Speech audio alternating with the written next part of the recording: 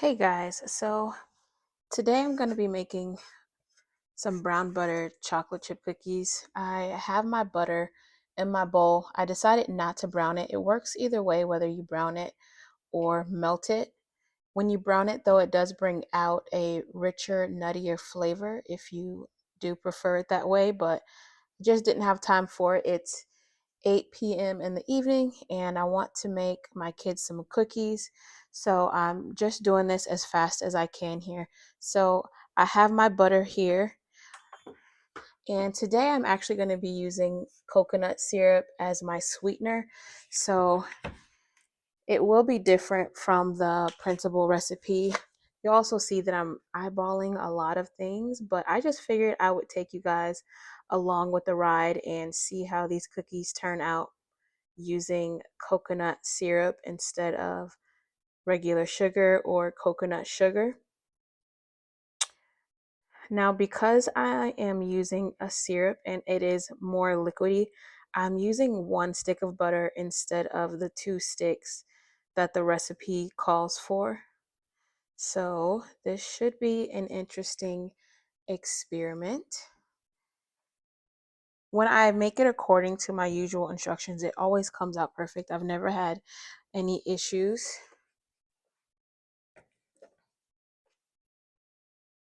Okay, so I'm going to mix this in my Zacme mixer with this beater attachment. I really like this because I don't have to scrape down the sides of the bowl.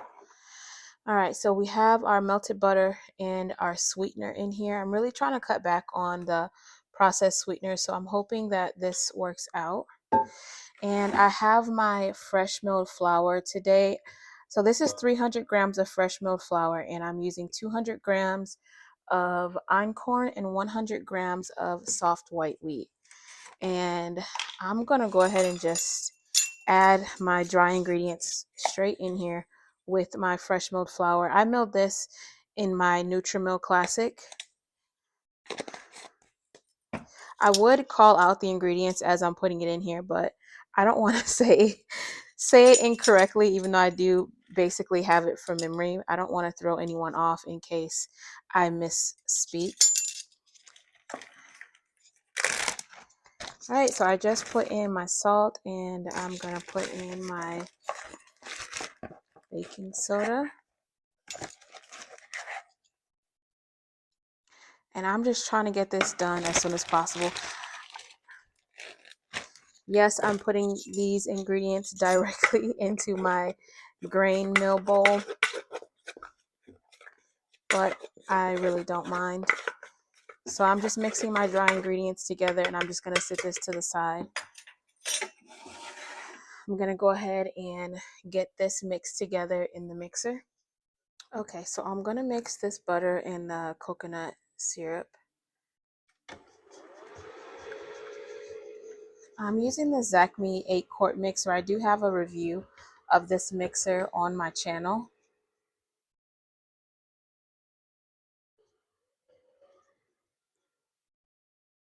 While that is mixing, I'm going to add in some vanilla extract and I'm just going to eyeball it. And there we go. That should be good. All right, now I'm going to turn this way down. I'm going to add my eggs. You don't want to overmix on the eggs because that will result in cookies that are on the cakey side. If you like cakey cookies, then by all means, mix away. But if you don't, do be mindful. Now let's hope I don't get any eggshells in here trying to do this with one hand.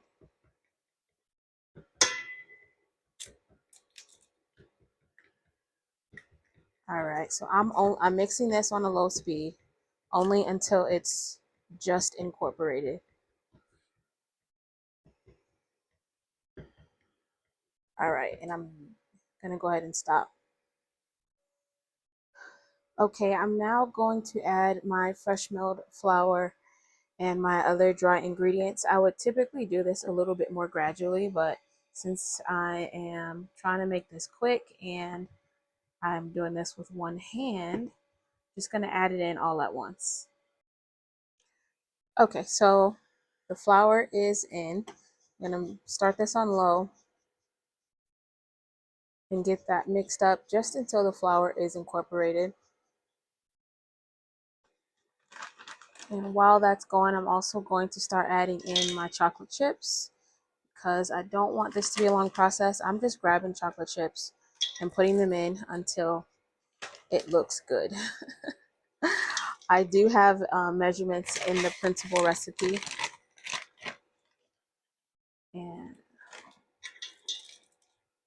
I'm also doing the same thing with my walnuts.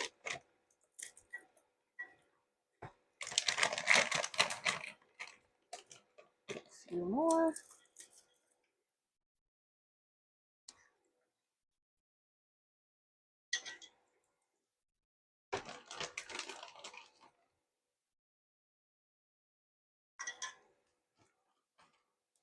All right. I'm going to get that bit of flour off of this paddle. Okay. Going to mix that for just another moment. And I'm going to turn it off. All right, that's it. So I'm going to get my oven preheated while this has a 15-minute rest. And I'm going to go ahead and bake the cookies. Okay, so my oven is still preheating. Here is my cookie dough. It looks pretty good. Maybe just a little bit wetter than I'm used to. But again, I did make some changes to the recipe by using the coconut syrup instead of sugar.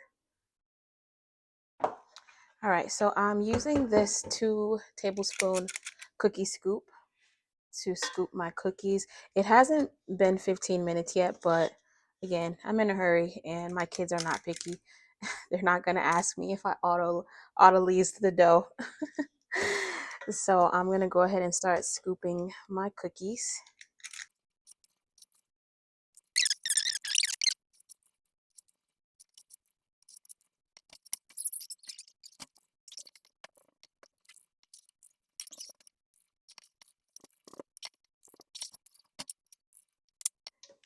Okay, so I have my cookies scooped and I still have more batter to go in the fridge for another day. I always find that the cookies are even better after the dough sits in the fridge overnight. So these cookies will be even better the next day. So I'm going to put these in the oven on 350 for about 10 to 12 minutes, probably closer to 10 minutes, because these cookies are on the smaller side, so they won't take very long to bake.